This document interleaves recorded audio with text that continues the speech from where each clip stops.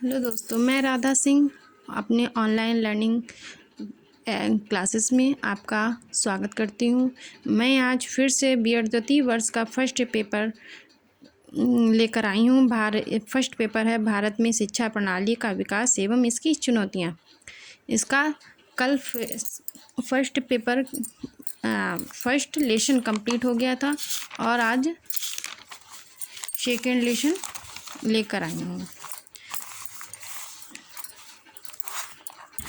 बौद्ध काल का समय माना जाता है 600 ईसा पूर्व से 1200 ईसा पूर्व तक। महात्मा गौतम बुद्ध का जन्म हुआ था 563 ईसा पूर्व में। महात्मा गौतम बुद्ध का कार्यकाल माना जाता है 563 ईसा पूर्व से 483 ईसा पूर्व तक। गौतम बुद्ध ने मोक्ष प्राप्ति का साधन बताया। ज्ञान प्राप्ति, अहिंसा, सदाचार एवं पवित्र जीवन। यह हमारे वन लाइनर क्वेश्चन है। इसे कोई भी सुन सकता है और अपना हेडफोन लगाकर कुछ भी काम करते करते अपना पढ़ाई के साथ कुछ भी काम कर सकता है और अपना तैयारी को और अच्छा बना सकता है। क्वेश्चन नंबर 5, बौद्ध शिक्षा उचित रूप से विचार किए जाने पर प्राचीन हिंदू अथवा ब्राह्मणी शिक्षा प्रणाली का केवल एक रूप है। यह कथन है डॉक्टर मुखर्जी का। बौद्ध शिक्षा पूर्णतः मठों से संबंधित थी और उन लोगों के उद्दिष्ट थी जो संघ में प्रवेश करते थे अथवा प्रवेश का उद्देश्य भी रखते थे। यह कथन है डॉक्टर अल्तेकर का। मठों में किस धर्म की शिक्षा दी जाती थी? बौद्ध धर्म की। बौद्ध धर्म को बल दिया गया था निर्वाण प्राप्ति पर। बौद्ध धर्म महात्मा गौतम बुद्ध के अनुसार निर्वाण का अर्थ है इच्छाओं की समाप्ति। महात्मा गौतम बुद्ध ने कितने आर्य सत्य बताए? 4 आर्य सत्य बताए। महात्मा गौतम बुद्ध ने कितने आर्य सत्य बताए? 4 आर्य सत्य बताए। महात्मा बुद्ध ने अपना प्रथम उपदेश दिया था सारनाथ में।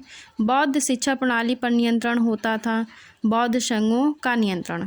बौद्धकालीन शिक्षा का प्रमुख उद्देश्य था बौद्ध धर्म का प्रचार प्रसार करना, धर्म ग्रंथों का पठन, ध्यान मनन करना, आध्यात्मिक एवं धार्मिक भावनाओं का विकास करना।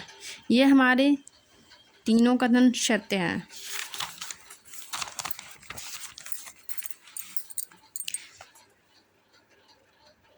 गौतम बुद्ध ने संस्कारिक दुखों का कारण किसको माना? अज्ञानता को। बौद्ध धर्म का प्रमुख उद्देश्य क्या था? निर्वाण प्राप्त करना। बौद्ध शिक्षा प्रणाली थी समुदाय प्रधान। विक्रमशिला विश्वविद्यालय की स्थापना की थी राजा धर्मपाल ने। बौद्ध काल में शिक्षा दी जाती थी मठों एवं विहारों में। उपसंपदा संस्कार होता था बौद्ध काल में। बौद्ध काल में विभिन्न विषयों के विशेषज्ञ होते थे जिन्हें कहा जाता था उपाध्याय। बौद्धकालीन शिक्षा कितने रूप में व्यवस्थित थी? प्रारंभिक शिक्षा, उच्च शिक्षा, 2 रूपों में हमारी बौद्धकालीन की शिक्षा की व्यवस्था थी। प्रारंभिक शिक्षा कितने वर्ष में से प्रारंभ होती थी? 6 वर्ष से। पवज्जा संस्कार कितने वर्ष की अवस्था में होता था? 6 वर्ष की। प्रारंभिक शिक्षा दी जाती थी मठों में। बौद्ध शिक्षा प्रणाली के अंतर्गत बालक द्वारा बुद्ध शरणम गच्छामि, धम्म शरणम गच्छामि मंत्र का उच्चारण कब किया जाता था? शिक्षा प्रारंभ करने के समय। पवज्जा संस्कार के बाद कितने आदेश दिए जाते थे? 5 आदेश।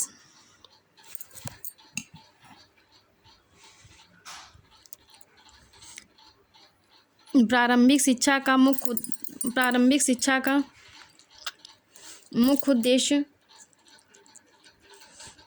प्रारंभिक शिक्षा में शिक्षा का माध्यम था पाली भाषा का।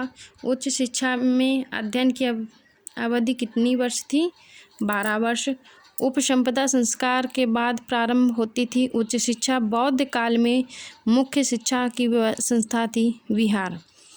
बौद्ध काल में शिक्षा की संस्थाएं थीं विहार, मठ, शास्त्रार्थ, ये सभी हमारे बौद्ध काल में शिक्षा की संस्थाएं थी। हमारा सेकंड चैप्टर कंप्लीट हुआ है। अब हमारा चैप्टर है 3 मध्यकालीन मेडिवल पीरियड। मुस्लिम साम्राज्य की स्थापना की थी मोहम्मद गौरी ने। 1192 ईस्वी में मोहम्मद गौरी ने किसको हराया था? पृथ्वीराज चौहान को। सर्वप्रथम गुलाम वंश की स्थापना हुई थी 1206 ईस्वी से 1290 ईस्वी में। खिलजी वंश की स्थापना हुई थी 1290 से 1320 ईस्वी में। तुगलक वंश की स्थापना हुई 1320 से 1412 ईस्वी तक। सय्यद वंश की स्थापना हुई 1414 ईस्वी से 1491 ईस्वी में। लोधी वंश की स्थापना हुई 1451 ईस्वी से 1586 ईस्वी। मुगल वंश की स्थापना हुई 1414 से 1491 ईस्वी तक। मुस्लिम शिक्षा एक विदेशी शिक्षा प्रणाली है जो भारत में प्रतिरोपित की गई और अब नई भूमि में विकसित हुई, जिसका ब्राह्मणी शिक्षा का अल्प संबंध था। यह कथन किसका है? डॉक्टर के का।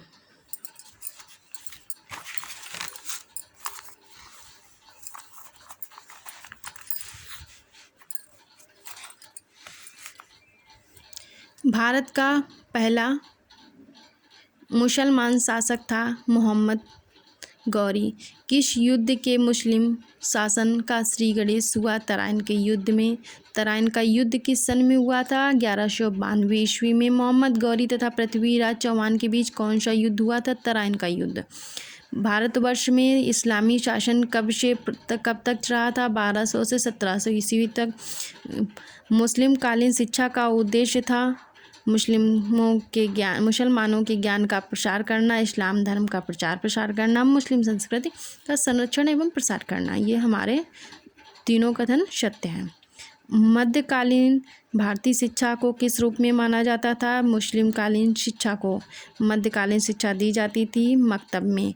मध्यकाल में प्रारंभिक शिक्षा दी जाती थी मकतबों में। मध्यकालीन भारत में शिक्षा को संगठित एवं सहारा देने का कार्य था राज्य पर। मुस्लिम काल में शिक्षा के क्षेत्र में सबसे अधिक उन्नति किस सम्राट के शासनकाल में हुई थी? अकबर के। मकतब किस भाषा का शब्द है? अरबी। मुस्लिम शिक्षा प्रणाली में मकतब में प्रवेश के समय रस्म होती थी बिस्मिल्लाह की। प्रायः मस्जिदों से जुड़ा हुआ मकतब प्राथमिक विद्यालय है, जिसका मुख्य कारण था कुरान के उन अंशों की शिक्षा देना था जिन्हें धार्मिक कार्यों और उनकी आस्थाओं की दिशा में मन से जानने की अपेक्षा की जाती थी। यह कथन था डॉक्टर के साहब का। बिस्मिल्लाह का अर्थ था प्रारंभ में करना। कोई भी काम का आरंभ करना मुस्लिम काल में कहा जाता है बिस्मिल्लाह। बिस्मिल्लाह खानी की संस्कार की अवधि कब मानी जाती थी? जब बालक 4 वर्ष 4 माह और 4 दिन का होता था तब बिस्मिल्लाह खाने की संस्कार की विधि मानी जाती थी।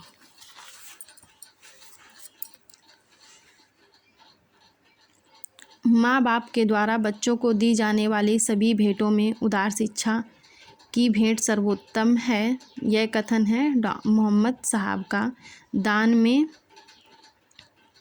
धन की अपेक्षा अपने बच्चों को देना कहीं अधिक अच्छा है। छात्रों के कलम की स्याही शहीदों के खून से भी अधिक पवित्र है। यह कथन है मोहम्मद साहब का। मकतबों में शिक्षा के शिक्षण की विधि थी मौखिक।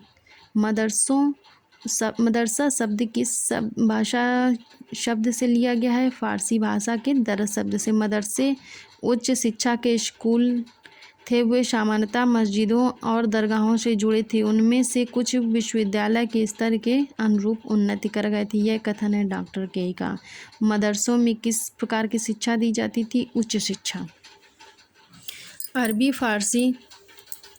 अरबी एवं फारसी भाषा का साहित्य एवं व्याकरण, तर्कशास्त्र, दर्शन शास्त्र, कानून, ज्योतिष शास्त्र, गणित, इतिहास, भूगोल, यूनानी चिकित्सा और कृषि आदि शिक्षा किस शिक्षा के अंतर्गत आती थी? लौकिक शिक्षा के।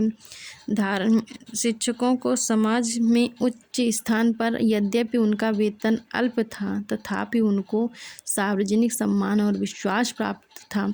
यह कथन है जफर का। तर्कशास्त्र एवं दर्शन शास्त्र के छात्र को अद्वितीय प्रतिभा प्रदर्शित करने का पर कौन सी उपाधि विभूषित की जाती थी? फाजिल की। धर्मशास्त्र के छात्र को उपाधि दी जाती थी आलिम की। निजी घरों में बालिकाओं को धार्मिक शिक्षा देने के लिए मकतब थे, जहाँ अधिक आयु की स्त्रियाँ उनको कुरान, गुलिस्तान, बोस्ताम तथा समाचार की पुस्तकें पढ़ाती थी। यह कथन है यूसुफ हुसैन का। हमारे आज 2 चैप्टर कंप्लीट हुए हैं। अगर आपको हमारा वीडियो अच्छा लगे तो लाइक कीजिएगा, जिससे कि हम अपना और अधिक से 4th चैप्टर आपको दे सकें। थैंक यू, धन्यवाद।